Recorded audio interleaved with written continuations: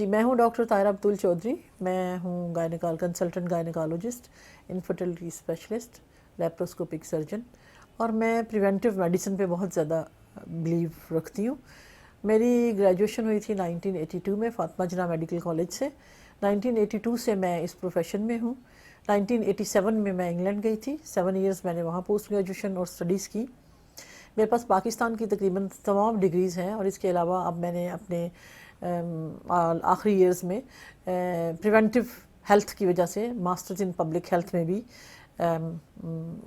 پڑھائی کی ہے. میرے پاس ایم سی پی ایس جو کہ پاکستان کی ڈگری ہے, اور ایف آر سی او جی ایم آر سی او جی جو کہ یو کے کی گائنی کی کوالیفیکیشنز ہیں.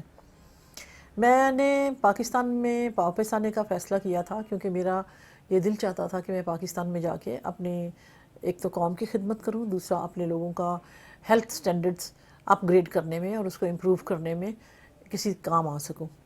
جب میں 7 ایئرز کے بعد فاطمہ جناح میڈیکل کالج میں واپس آئی ایز اسسٹنٹ پروفیسر, تو میں نے دیکھا کہ گنگا رام کے آلموسٹ وہی حالات ہیں جو کہ جب میں اسٹوڈنٹ تھی تب تھے.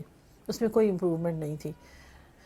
ڈپریسنگ تھا, لیکن ہم نے اپنی کوششیں جاری رکھی. ایونچولی یونٹ امپروو ہوئے, لوگوں کا ورک فورس امپروو ہوا, لیکن انفارچونیٹلی ہمارے ملک میں یہ سب سے بڑا المیہ ہے کہ ہم نے اپنی ہیلتھ کو سب سے کم بجٹ دیا. ہماری گورنمنٹ نے ہیلتھ کی کوئی پرائرٹی نہیں دی.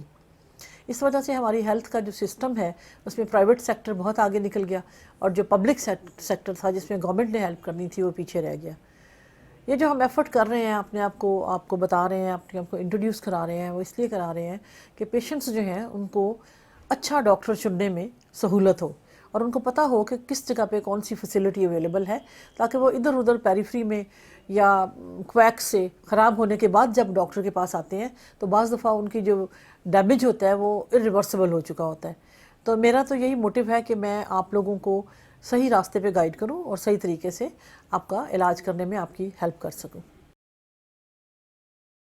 انفرٹیلٹی بیٹا WHO ڈیفینیشن کے حساب سے تو 2 سال اگر میاں بیوی ساتھ رہتے ہیں اور ان میں کوئی سیپریشن نہیں ہوتی, اور اس کے باوجود ان کے بیبیز کنسیو نہیں کرتے, تو اس کو ہم انفرٹیلٹی سے سب فرٹیلٹی کہتے ہیں. ہمارے ہاں یہ ہے کہ ہمارا سوشل سیٹ اپ اور ہے, ہر ملک اور ہر جگہ کا ڈیموگرافک ایک سوشل سیٹ اپ ہوتا ہے جس کے حساب سے آپ کو انویسٹیگیشنز اور آپ کو لیبل دیا جاتا ہے. ہمارے ہاں ہوتا ہے کہ لڑکی جو ہی شادی شدہ ہوتی ہے 2-3 ماہ کے بعد ہی اس کے پوچھنا شروع کر دیتے ہیں کہ کیا بتاؤ, کیا بنا تمہارا, کیا بنا, تو وہ انڈر سٹریس چلی جاتی ہے. تو میں یہ سمجھتی ہوں کہ میرے پاس جو بھی کپل آتے ہیں اس پرابلم کے ساتھ, میں ان کو کبھی واپس نہیں بھیجتی کہ آپ 1 سال بعد آنا یا 2 سال بعد آنا. ہر کپل کو یہ رائٹ ہے یہ جاننے کا کہ ان میں کوئی پرابلم نہیں ہے اور ایوری تھنگ از نارمل. اور اس میں سمپل سے ٹیسٹ ہوتے ہیں جو ہم کرتے ہیں جس سے پیشنٹ کو ری ایشور کر دیتے ہیں کہ you just have to wait for the right time. ہم بیٹا یہ تو نہیں کہہ سکتے کہ وومن از انفرٹائل, ہم یہ کہہ سکتے ہیں کہ اس کو کنسیپشن میں پرابلم ہو رہی ہے. آف کورس اگر ایک عورت ہے اس کو ریگولر پیریڈ آ رہے ہیں, سال میں اس کو 12 ٹائمز پیریڈ آتے ہیں, تو she has a chances of getting pregnant 12 Times. ایک عورت ہے اس کو irregular سکینٹی اوور ڈیو پیریڈ ہے, تو جتنے مہینے اس کو پیریڈ آتے ہیں اس کے وہی چانسز ہوتے ہیں.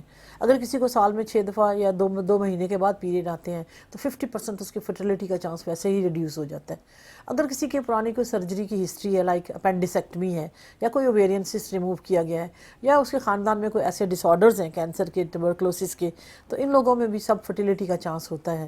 ان کو اپنے ٹیسٹ ذرا جلدی کروا لینے چاہیے. سب فرٹیلٹی یا انفرٹیلٹی آپ کہہ لو, کازز عورت کے زیادہ کمپلیکیٹڈ ہیں, آدمیوں کے کم کمپلیکیٹڈ ہیں.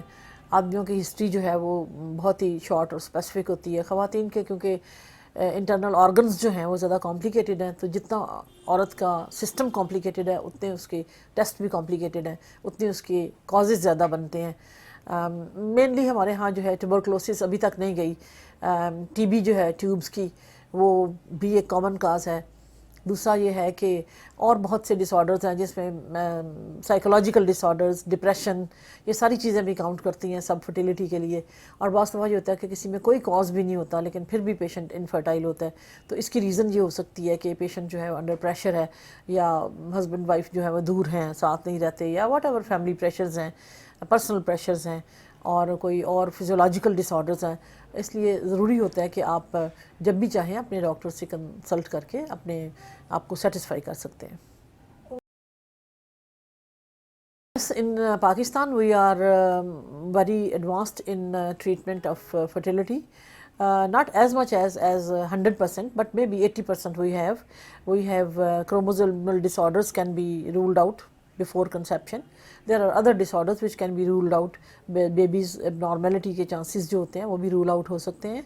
और अगर किसी को इडियोपैथिक सब फर्टिलिटी है, पेशेंट कंसीव नहीं कर रहा लेकिन उसका कोई कॉज नहीं है, उसका ट्रीटमेंट भी मौजूद है. मुख्तलिफ मेथड्स हैं जिनमें जो सबसे कॉमन है, जो पेशेंट जिनसे फेमिलियर है, अगर वो अपने आप को गूगल करना चाहे या देखना चाहे तो इन विट्रो फर्टिलाइजेशन IVF है, इंट्रासाइटोप्लाज्मिक इंक्लूजन ऑफ स्पर्म है, ICSI है, उसके बाद IUI है, intra uterine insemination of husband semen, उसके बाद फिर PGD है, पेरेंट जेंडर सिलेक्शन. इसमें यह है कि फैमिली बैलेंसिंग करते हैं. अगर किसी की बहुत सारी बेटियां हैं और वो चाहते हैं कि मेरा बेटा हो जाए, उसकी भी ट्रीटमेंट मौजूद है. अगर किसी के बेटे जो हैं उनमें डिसऑर्डर्स होते हैं, बेटियों में डिसऑर्डर नहीं होते, ये डायग्नोसिस भी मौजूद है. आप बच्चा इससे पहले कि बच्चे की हार्ट बीट आए आप ये टेस्ट करवा सकते हैं. इसके अलावा थैलासीमिया है, थैलासीमिया प्रीनेटली डायग्नोज कर सकते हैं, बीटा थैलासीमिया. और भी बहुत सी चीज़ें हैं जिनको जो हमारी फर्टिलिटी के फील्ड में अवेलेबल हैं. सबसे इम्पॉर्टेंट तो हेल्दी इंडिविजुअल का है बॉडी मास इंडेक्स. आपकी जितनी हाइट है उसके मुताबिक आपका वेट होना चाहिए. अगर आप ओवर वेट हैं तो आपको ना सिर्फ सब फर्टिलिटी बल्कि हर किस्म के डिसऑर्डर हो सकते हैं, किसी किस्म का भी, हर किस्म के तो नहीं, किसी किस्म का भी. लाइक इरेगुलर ओवरड्यू पीरियड हो सकते हैं, डायबिटीज़ हो सकती है, हाइपरटेंशन हो सकता है, साइकोलॉजिकल टेंशन ट्रॉमा हो सकता है, हर्सुटिज्म, hair growth, there so many things, hormone abnormality, thyroid के डिसऑर्डर्स, प्रोलैक्टिन हार्मोन के डिसऑर्डर्स. तो ये सारे आपके body mass, healthy body weight के ऊपर डिपेंड करते हैं. अब हेल्दी बॉडी वेट का मतलब क्या है कि आप ओबीज़ ना हो, आपका एक ख़ास मेजर्ड वेट हो आपकी हाइट के हिसाब से, उसमें आप स्लिम स्मार्ट लगते हैं. और ये अचीव करने के लिए आपको अपनी जनरल हेल्थ सही रखने के लिए अपनी डाइट, अपनी एक्सरसाइज, अपना खाना पीना, आपका सोना, कितने घंटे आप सोते हैं, आपका वर्कलोड और आपके psychological stresses, they all play a part. We have to deal with them in patients.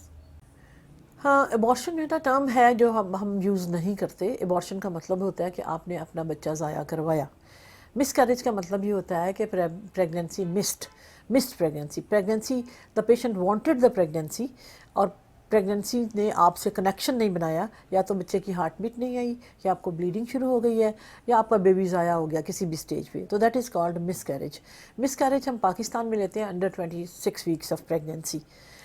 After 26 weeks of pregnancy बच्चा वायबल होता है, बच्चे को पूरे राइट्स मिलते हैं एज ए ह्यूमन बींग, उसको हम मिसकैरेज नहीं बोलते, उसको हम प्रीमेच्योर बर्थ बोलते हैं. एबॉर्शन में ये होता है कि लेमैन लैंग्वेज में एबॉर्शन का मतलब होता है बच्चा ज़ाया हो गया. लेकिन एबॉर्शन एक्चुअली यूज़ होता है कि जब आप अनवांटेड प्रेगनेंसी को, जिसको कोई भी प्रॉब्लम नहीं होती, आप उसको रखना नहीं चाहते, तो इसको एबॉर्शन बोलते हैं. एबॉर्शन के बहुत सारे मेथड्स हैं और पाकिस्तान में एबॉर्शन जो है, जो अनवांटेड प्रेगनेंसी अगर प्रेग्नेंट हो गई हैं और आप उसको नहीं चाहती रखना, तो पाकिस्तान में उसको एबॉर्ट करना इलीगल है. It's a criminal offence. Planned parenthood में एबॉर्शन कभी कभी होती है. उसमें ये होता है कि आप प्रेग्नेंट हो गई हैं, आपकी शादी हुई है, आपने कंसीव कर लिया है, उसके बाद आपके इन लॉज में और आप में कोई प्रॉब्लम्स हो गई है, आपके हस्बैंड, आपको पता लगा कि आपके हस्बैंड को कोई डिसऑर्डर है और जो पहले डायग्नोज नहीं था, या आपके अपने अंदर कोई ऐसी डिजीज़ निकल आई है जो पहले डायग्नोज नहीं थी, या खुदा न खास्ता कभी ये भी होता है कि यंग औरत है, उसने कंसीव की है लेकिन उसको स्टेज 4 का कैंसर निकल आया है. तो बहुत सारी ऐसी इंडिकेशन मेडिकल बनती हैं जिसमें हम टर्मिनेशन ऑफ प्रेगनेंसी करते हैं. बाकी ये है कि अगर पेशेंट अपना फैमिली साइज़, जो प्लान्ड प्रेगनेंसी करते हैं उनको पहले से पता होता है कि हमें कितने बच्चे चाहिए, 1 चाहिए, 2 चाहिए, उनकी हेल्थ कैसी है.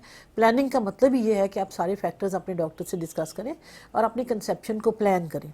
और इसमें ऐसा कोई बहुत कम है कि लोग एक प्लान्ड प्रेगनेंसी और उसको फिर ज़ाया कराने की कोशिश करें, ऐसा यूजुअली होता नहीं है.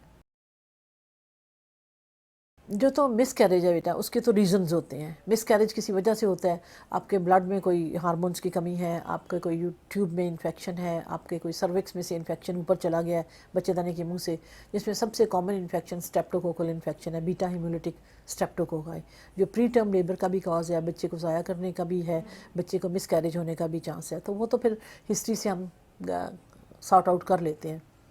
टर्मिनेशन ऑफ प्रेगनेंसी जो औरतें करती हैं, और जो क्योंकि टर्मिनेशन एक क्रिमिनल ऑफेंस है और इलीगल है, पाकिस्तान में लीगल नहीं है کہ آپ کا بچہ ہو گیا اور آپ اس کو ضائع کرا رہے ہیں.